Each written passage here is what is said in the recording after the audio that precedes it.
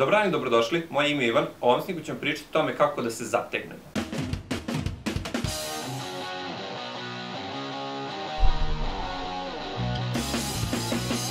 Na kraju ovog snimka ću vam dati savjet koji najbolje pomaže vezano za rešavanje ovog problema. Tako da odgledajte ovaj snimak polako i do kraja, da možete da iskoristite ovaj savjet, a na kraju ćete mi valjda reći šta mislite o samom savjetu. Ovo je jedno najčešće pitanja. Isto i muškarci i žene postavljaju, ali bitno je da se odmah dogovorimo o čemu tačno pričamo, jer nije za svakog isto zategnuti se. Za žene možda rešiti celulit, možda zategnuti noge i tako dalje. Kod muškaraca je češće u pitanju stomak, ali kako god okrenemo moramo da dobro definišemo o čemu pričamo. Znači, ovo sam podelio na dve priče. Prva jeste potkožna masnoća, a druga jeste celulit. Kad pričam o potkožnoj masnoći, ona se najčešće prouzrokuje disbalansom u hrani. Znači, kada hrana nije balansirana, znači, ili ima previše šećera, masnoće, aditiva i tako dalje, a nedovoljno hranjivih materija poput proteina, vitamina, minerala i sl. To dok ne promenite, vaše telo će konstantno da nakuplja masti, a kada pređete određeni procenat masnoće, vaše telo će početi da stvara i celulit. Tako da jedna od nusa efekata toga jeste da ova prva stavka može prouzrokuje i drugu stavku. Kad pričamo i o povećanju masnoće, moramo da znamo da uvek imamo neki kalorijski suficit, odnosno da unosimo previše kalorije. Činjenica jeste da mi svi imamo neku potrošnju. Muškarci imaju obično preko 1500 kalorija dnevno, a žene preko 1200 kalorija. To je znači potrošnja nevezana za kretanje i varenje. To se zove bazalni metabolizam. Ono dosta je uticano od strane količine mišićne mase koje mi imamo. Tako da ako vam je hrana loša i nemate dovoljno mišića, automatski će vam i potrošnja biti mala, a često loša hrana koja ima previše šećera ima i previše kalorije. Loš raspored obroka takođe ume da utiče. Zašto? Zato što mi ne možemo da, svu hranu koju pojedemo ne možemo uvek da apsorbujemo. Ako pojedemo previše u jednom obroku, ne samo što ćemo preopteretiti želudac i leći da spavamo, a to može opet da prouzrokuje nagomilanje sala, nego naše telo ne može da prihvati, na primjer, preko 100 grama proteina odjednom, tako da mi moramo da razložimo to u više različitih obroka. Ako je neko navikao da se prejeda, to će često prouzrokuje jedno od dva tipa sala. Znači, kad sam ja rekao potkožna masnoća, to nije jedini tip masnoće koji se javlja u našem telu.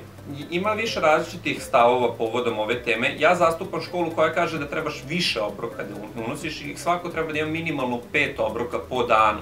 Ja nekada umem i do 9 obroka da doguram, a svaki dan jedem barem 6. 5 obroka, znači treba svako, čak i žena od 1,50 m, ali ako ste, na primjer, muškarac od 2 metra, onda vam verovatno treba i više. Celulit se u suštini javlja najčešće kod žena, mada može se javiti kod muškaraca.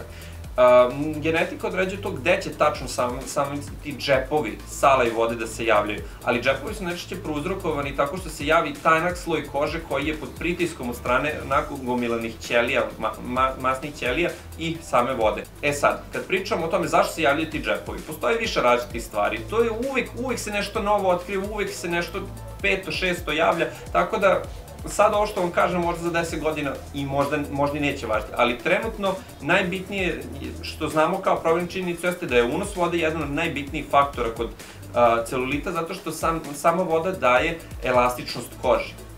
Ukoliko vi nemate dovoljan unos vode, koža neće moći da se kreće i onda, evo ako smršate, znate, ono javlja se ono da visi koža, što je jako ružno.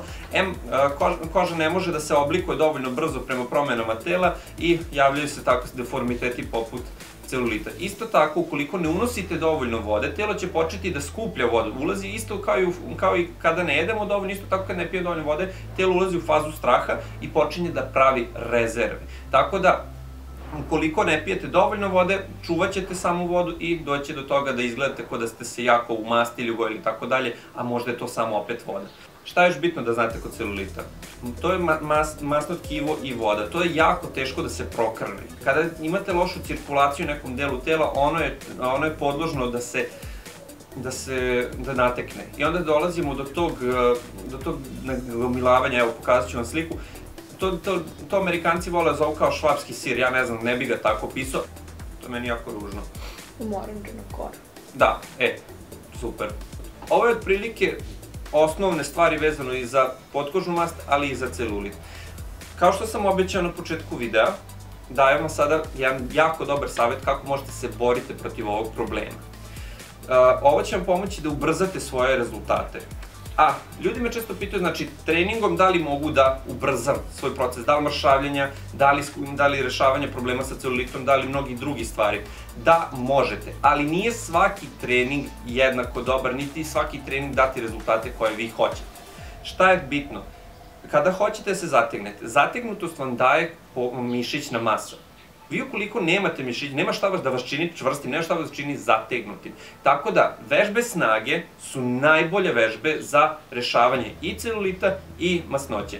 Sami mišići takođe pomažu oko topljenja sala, ali i bolje su prokrvljeni nego salo. Tako da ukoliko imate problem sa naticanjem, kao što mnogi žene imaju, mada i neki muškarci, te vežbe mogu dosta da vam pomognu. Naravno, znači napominjem, ne možete trenirati i jesti 1-2 puta na dan, jer nećete dobiti rezultate koje hoćete, nego ćete dobiti sasvim suprotne. Takođe, ne možete jesti kako treba, a trenirati 2-3 puta na dan, ili da uzmete i da trenirate samo kardio, to je da trčite u nedogled kao što mnogi rade. To vam neće dati rezultate koje vi hoćete. Kardio ima svoj deo u vašem programu treninga, ali moj neki savjet je da držite 1 do eventualno 2 put nedeljno kardio. Ja ga radim jednom nedeljno, ako ga radim jednom nedeljno, jer mrzi me, ali trebao bi da ga radim barem jednom nedeljno. Hvala svima što ste ogledali ovaj snimak. Ukoliko ste naučili nešto novo i ukoliko vam se ovaj snimak svideo, ako su vam savjeti bili korisni, molim vas uzmite, šerujte ovaj snimak, podelite, pošaljite nekom, pokažite nekom, jer možda će ti nekom drugom pomoći. Možda će ove informacije pomoći nekom da promeni svoj izgled, promeni čak i život, nikad se ne zna. Ali nemate šta da izgubite, a meni, a i toj osobi možda može mnogo da znači. Tako da šerujte i naravno u komentaru mi recite šta vam se sviđa i pustite mi poruci koji bi sledeći snimak volili da vidite. To je to, ništa, vidimo sledeći snimak.